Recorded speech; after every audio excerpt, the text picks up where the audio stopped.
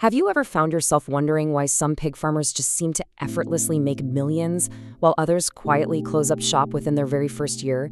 It's a pretty harsh reality in the agricultural world. But the shocking truth? Most piggery businesses don't fail because pig farming itself isn't profitable. They fail because of completely avoidable management mistakes.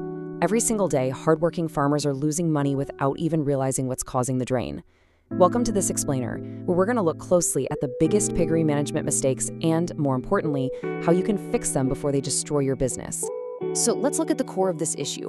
Why is there such a massive gap between the highly successful farms and the ones that lose everything? Well, the hidden trap usually isn't some catastrophic overnight disaster. Instead, it's everyday money leaks. It's the small, daily operational errors that just slowly bleed a farm's resources dry. If you're serious about generating real income from pigs, you absolutely have to recognize these leaks. Fixing these specific, everyday mistakes won't just improve your margins, it will literally save your business from becoming just another statistic. To get a complete picture of how to fix these leaks, we're going to walk through the entire life cycle of a successful pig farm. We'll start with building a rock-solid business foundation, then move into genetics and breeding, tackle the realities of daily operations, and finally, look at smart selling and growth. Okay, let's dive right into phase 1, business foundation, specifically planning and records. A lot of people jump into pig farming simply because they heard someone else is making money doing it. They buy a few piglets, build a small pen, grab some feed, and just cross their fingers. But look, hoping for the best is not a business strategy. That is pure guesswork. And usually, within a few months, the money just disappears because they don't know their production costs, their expected profits, or even who's going to buy their pigs. Contrast that with treating your farm like a real business. Before you even buy your first pig, you need to calculate your feed costs, estimate your profits, set clear production goals, and have some emergency funds set aside. When every single decision is planned out, your chances of success increase dramatically. Part of that real business mindset brings us to the next massive mistake, and that's poor record keeping. Honestly, if you ask a lot of pig farmers how much profit they made last month, most of them simply cannot give you an answer. They just aren't tracking the essentials. You have to keep simple, daily records. You need to know exactly how much feed you purchased, track their weight gain, log vaccinations, monitor all income and expenses, breeding dates, and mortality rates. Without keeping those daily records, you simply won't know if your business is growing or slowly collapsing until it's way too late. Think of good records as your farm's early warning system, revealing problems long before they turn into full-blown disasters. All right, moving on to phase 2, genetics and breeding. This is essentially the biological engine of your farm. A classic trap for beginners is buying the absolute cheapest piglets they can find. I mean, it feels like you're saving money on day one, right? But be warned, this is a dangerous false economy. Those cheap piglets very often come with poor genetics, which means they're going to suffer from slow growth, frequent illnesses, and terrible feed conversion. Months later, they're still small, but they're out there eating your expensive feed every single day. Instead, you should always buy from reputable breeders. Quality genetics might cost a bit more upfront, but healthy piglets, the ones that are active, have bright eyes, smooth skin, and strong legs, those are going to generate much larger profits for you down the line. And when it comes to breeding your own stock, you have got to be highly selective. Some farmers just breed every pig they happen to have available. But think about it. Weak pigs produce weak offspring, and those poor genetics will just continue dragging down the farm for generations.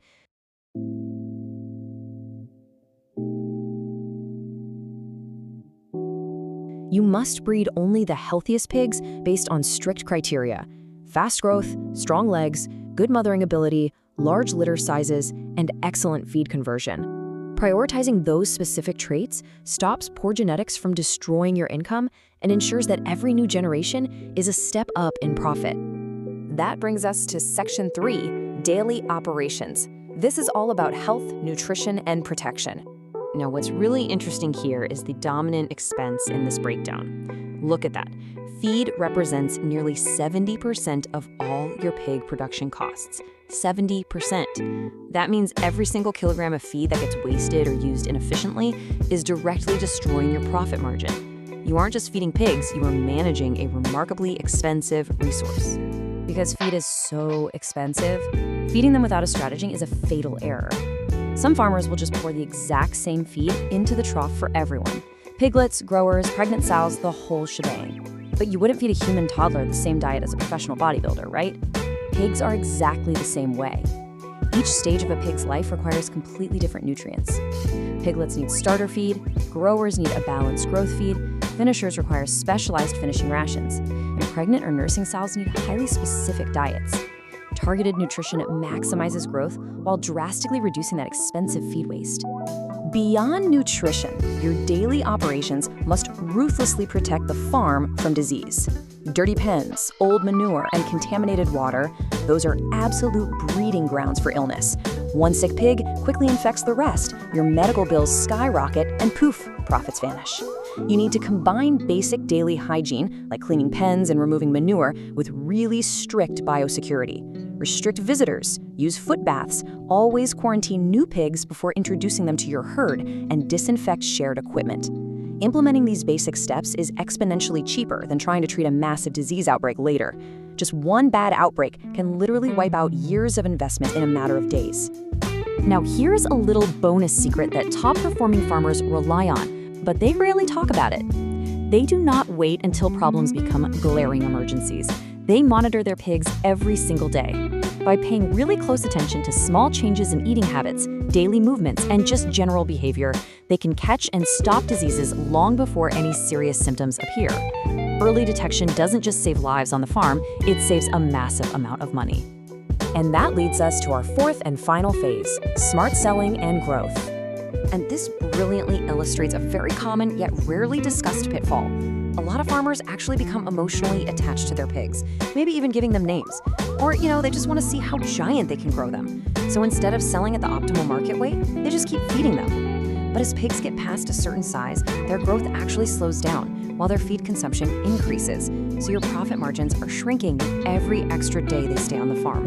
You need to practice strategic selling. Know your target market weight and sell those pigs when they are most profitable, not when they are at their absolute biggest.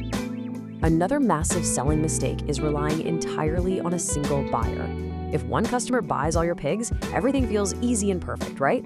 Until that buyer suddenly disappears or changes their mind. If that happens, your pigs remain unsold, your feed expenses are still draining your bank account every day, and your cash flow completely stops. You must protect yourself by building multiple diversified markets. Sell to restaurants, local butcheries, retail meat sellers, processors, and even individual buyers. Never, ever allow one single buyer to control the fate of your entire business. Finally, as you grow, you really have to avoid the trap of stagnant tradition. You'll hear farmers saying things like, "Well, this is how my father raised pigs," using tradition as an excuse to stop innovating. But refusing to learn new methods simply kills growth. Meanwhile, modern, successful farmers are embracing continuous evolution. They're adopting better genetics, upgrading their feeding systems, reading agricultural books, and attending livestock seminars. The more knowledge you actively seek out and apply, the more effectively you can scale your operations and ensure your profits just continuously increase. So, the crucial point is this: successful pig farming isn't about working harder, it's about managing smarter. Pig farming is undeniably one of the most profitable livestock businesses out there, but only when it's managed with precision and foresight. By avoiding these everyday mistakes, you're building a truly resilient business. So, I'll leave you with this to think about. Take a hard look at your own operations today. Are you actually running a profitable business, or are you just feeding a really, really expensive hobby? Thanks for joining me on this explainer, and keep managing smarter.